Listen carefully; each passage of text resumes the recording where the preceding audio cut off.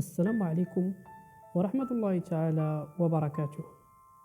قصة اليوم هي قصة عن الصداقة الحقيقية. يحكي شيخ كبير: في يوم من الأيام حضرت جنازة لشاب لم يبلغ 40، ومع الشاب مجموعة من أقاربه. لفت انتباهي شاب مثل سن الميت يبكي بحرقة، وهو بين حنين ونشيج وبكاء رهيب، يحاول كتمانه، أما دموعه فكانت تجري بلا انقطاع. وبين لحظة وأخرى أصبره وأذكره بعظم أجر الصبر، ولسانه لا يتوقف عن قول: إنا لله وإنا إليه راجعون، لا حول ولا قوة إلا بالله. هذه الكلمات كانت تريحني قليلا. بكاءه أفقدني التركيز. هتفت به: إن الله أرحم بأخيك منك، وعليك بالصبر.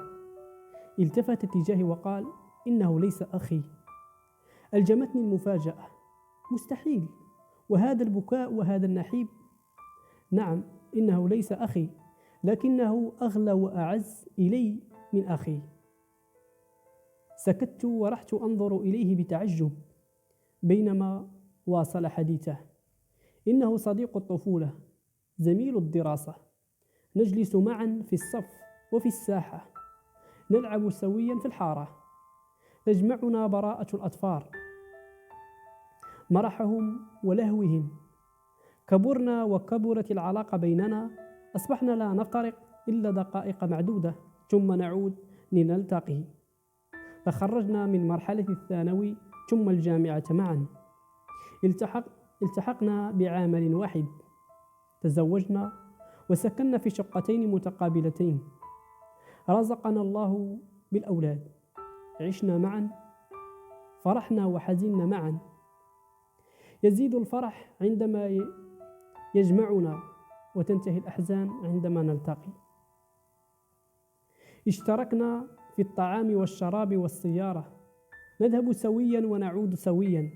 واليوم توقفت الكلمة على شفتيه وأجهس بالبكاء. يا شيخ، هل يوجد في الدنيا مثلنا؟ خنقتني العبرة أو العبارة. تذكرت أخي البعيد: لا يوجد مثلكما. أخذت أردد: سبحان الله، سبحان الله. وأقبل ذاك الشاب يقبله. لقد كان المشهد مؤثرا، فقد كان ينشق من شدة البكاء حتى ظننت أنه سيهلك في تلك اللحظة.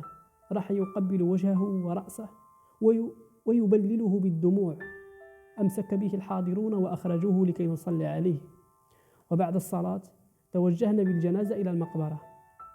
أما الشاب فقد أحاط به أقاربه، فكانت جنازة تحمل على الأكتاف، وجنازة تدب على الأرض دبيبا. وعند القبر وقف باكيا، يسنده بعض أقاربه. سكن قليلا وقام يدعو ويدعو. انصرف الجميع. عدت إلى المنزل وبي من الحزن العظيم ما لا يعلمه إلا الله، وتقف عنده الكلمات عاجزة عن التعبير. وفي اليوم الثاني وبعد صلاة العصر حضرت جنازة لشاب. أخذت أتأمل الوجه، ليس غريب. شعرت بأنني أعرفه، ولكن أين شاهدته؟ نظرت إلى الأب المكلوم، هذا الوجه أعرفه.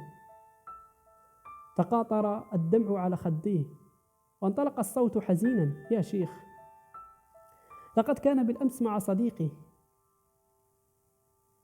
كان يناول المقص والكفن، يقلب صديقه يمسك بيده.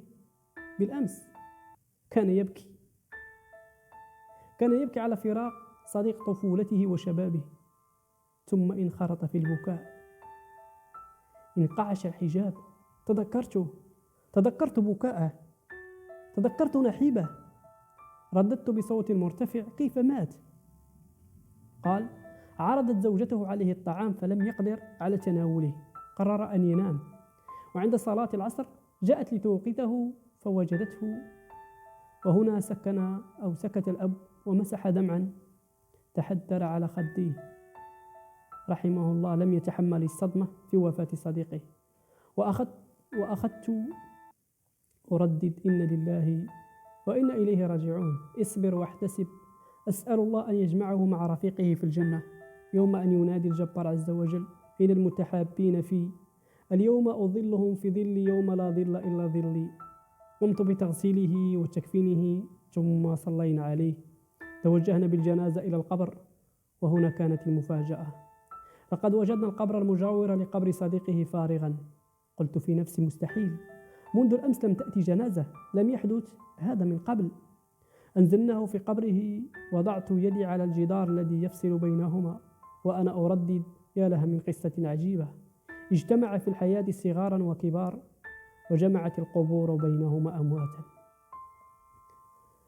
خرجت من المقبرة ووقفت أدعو لهما: اللهم اغفر لهما وارحمهما، اللهم اجمع بينهما في جنات النعيم على سرر متقابلين في مقعد صدق عندك.